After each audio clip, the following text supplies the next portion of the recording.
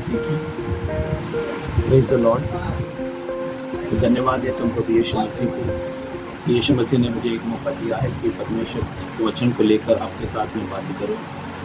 मैं धन्यवाद देता हूँ यीशु मसीह को और पवित्र आत्मा को, जो उसने हमें चुना है उसके राज्य के लिए।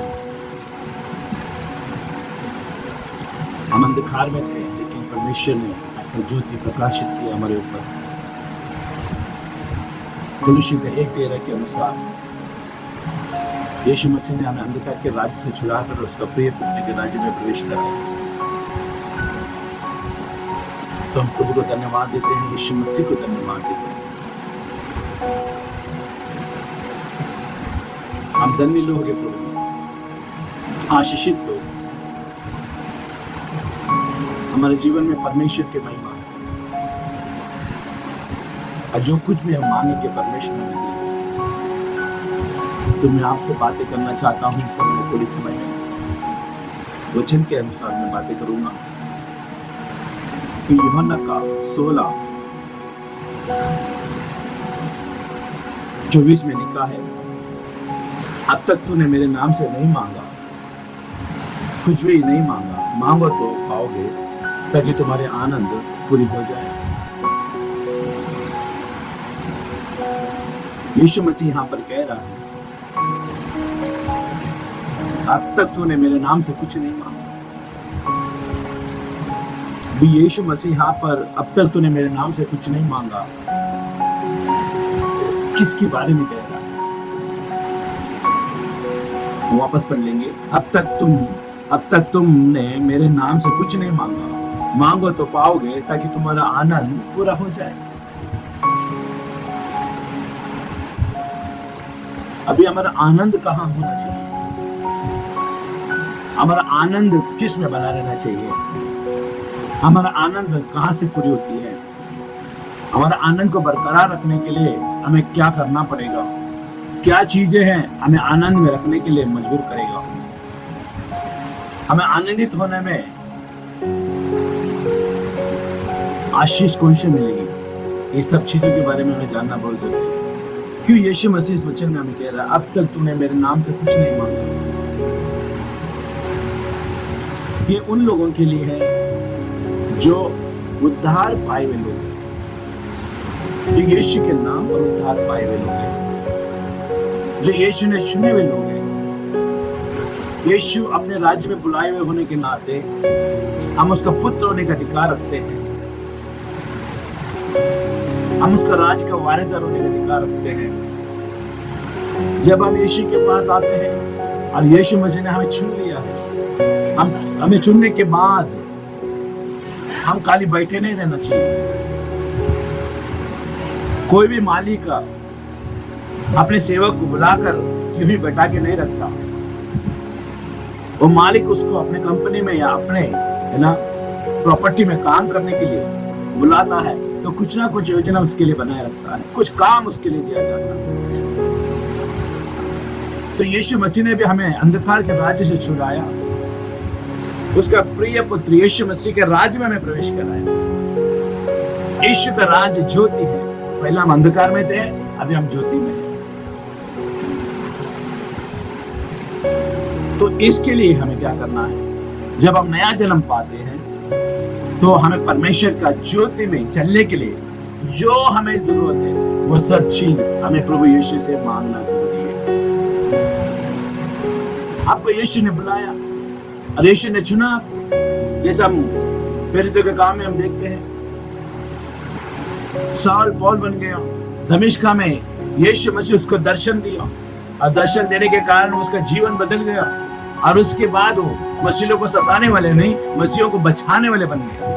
विश्वास करने वाले लोगों को प्रोत्साहन करने लगा, पर मैं यीशु मसीह के बारे में उनको उजागर करने लगा। जब हम यीशु हमें बुलाता है, जब हम प्रभु के राज्य में आते हैं, तो हमारा चरित्र बदल जाता है, हमारा सोच बदल जाता है, हमारा विचारधारा बदल जाता है, हमारा बोल चाल बदल जाता है। हम उद्धार पाने के बाद हम खाली यूं ही बैठा ना रहे। हम उद्धार पाने के बाद अपना मन का ना करें। उद्धार पाने के बाद हम अपनी दुनिया में ना रहे। हम परमेश्वर की दुनिया में हैं, हम स्वर्ग राज्य की दुनिया में हैं। हमारे लिए एक राज्य दिया गया है, वो राज पराक्रमी है, सामर्थ्य है।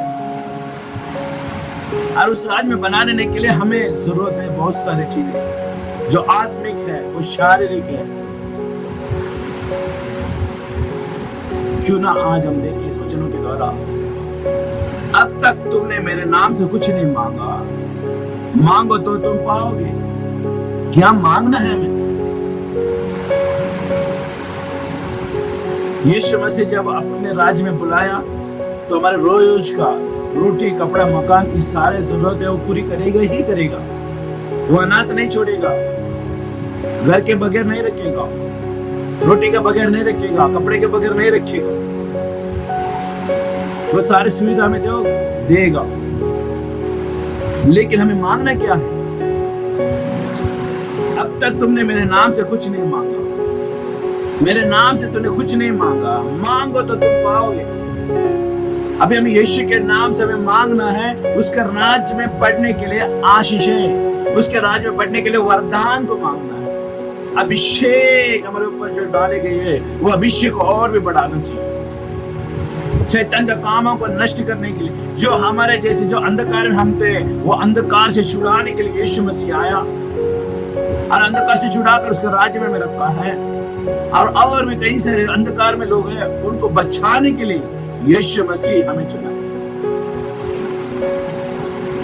अलग अलग भाषाओं लोगों को बचाने के लिए, अलग अलग जाति धर्म में फंसे हुए लोगों को छुड़ाने के लिए, सच्चाई के मार्ग में लेके चलने के लिए हमारे लिए जो जरूरत है, वो सारे जरूरत है यीशु मसीह ने कहा, मांगो तो तुम्हें दिया जाएगा। तूने अब तक मेरे नाम से तुम मांग नहीं पा रहे हो। क्यों नहीं हमने मांगा? क्योंकि हम अपने ही दुनिया में हैं। हम परमेश्वर का राज्य को अपने जीवन में लिया ही नहीं। हम सेवकाई को अपना बनाए नहीं।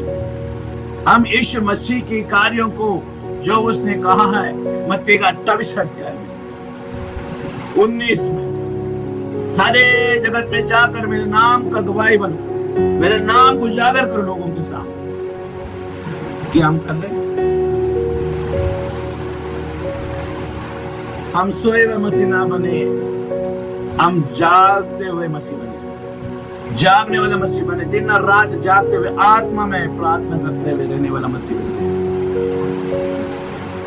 वरदानों को मांगना, अभिषेक जो हमारे अंदर डाले गए, जो उद्धार पाने का समय में यीशु ने हमें दिया पवित्र आत्मा के द्वारा, जो पवित्र आत्मा हमें मिला है, वो पवित्र आत्मा को हम आगे लेके चले हमारे साथ।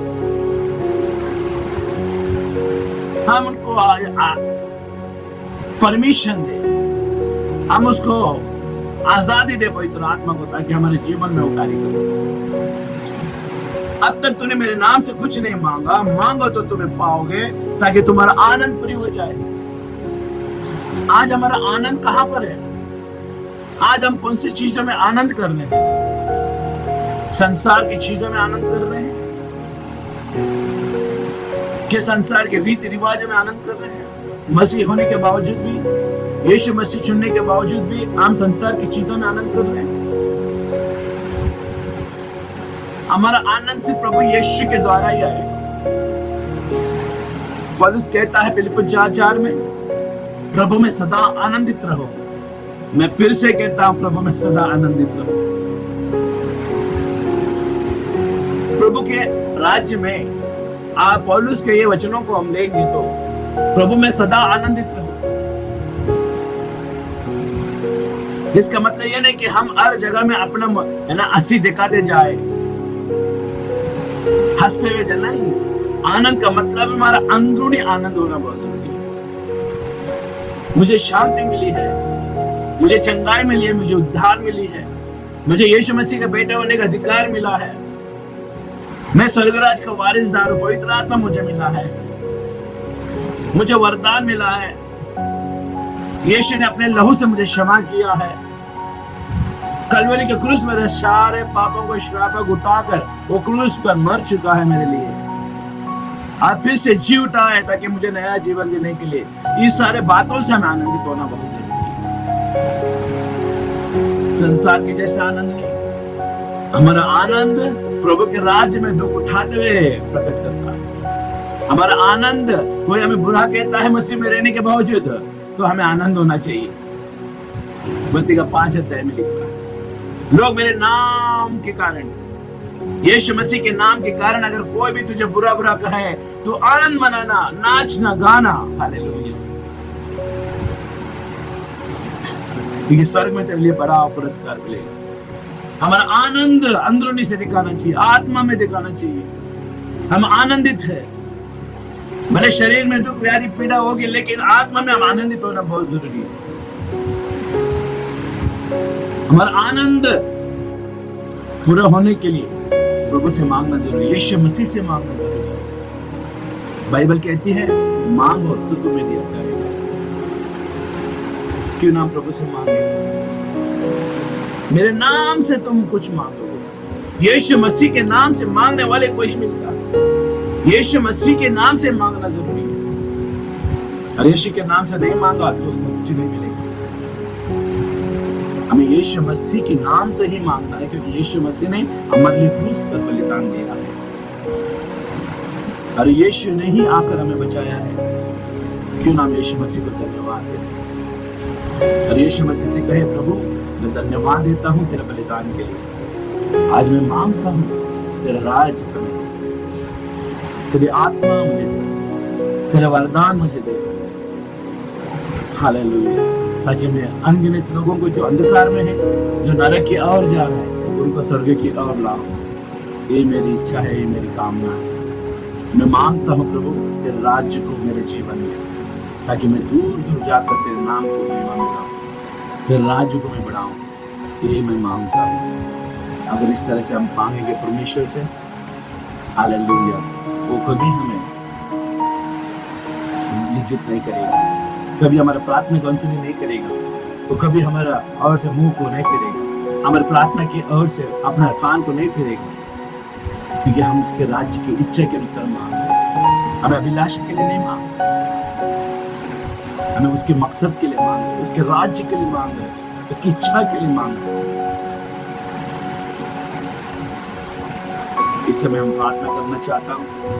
अगर मेरे बातों से आप सहमत है, इस वचनों के द्वारा आप सहमत है, तो हम आपके लिए प्रार्थना करना चाहते हैं।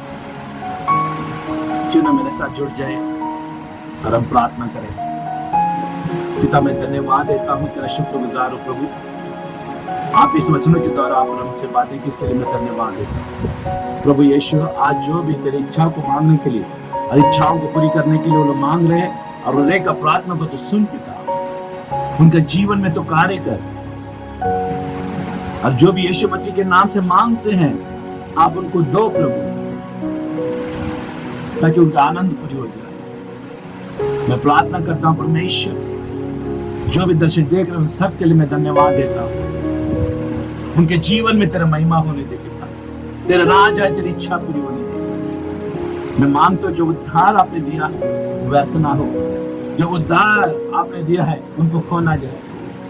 आप अपने राज्य के लिए इस्तेमाल करो परमेश्वर। होश और आवाज में परमेश्वर लोग तेरी सेवा करें प्रभु, बुद्धि और ज्ञान से सेवा करें, पवित्र आत्मा का प्रेरणा से सेवा करें पिता।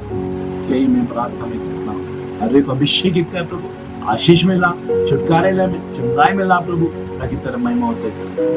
मैं प्रार्थना करता हूँ जो भी दुष्टात्मा, जो भी तेरा सेवा करने में और तेरे वरदान को मांगने में रोक रहा है, वो सारे बंधन टूट जाए, इस समय नष्ट हो जाए यीशु के नाम में। और पवित्र आत्मा इस समय तेरा सामर्थ को हर एक के ऊपर प्रकाशित कर, ताकि वो लोग जाने क्योंकि तू जीवित परमेश्वर। मैं धन्यवाद देता हूँ अपने भक्तों के द्वारा, अपने बेटों के द्वारा आप अनगिनत सेवा आप कराओ, ताकि आपका महिमा हो सके। ईश्वर के नाम से हम प्रार्थना करते हैं। आप सबको जय मसीह।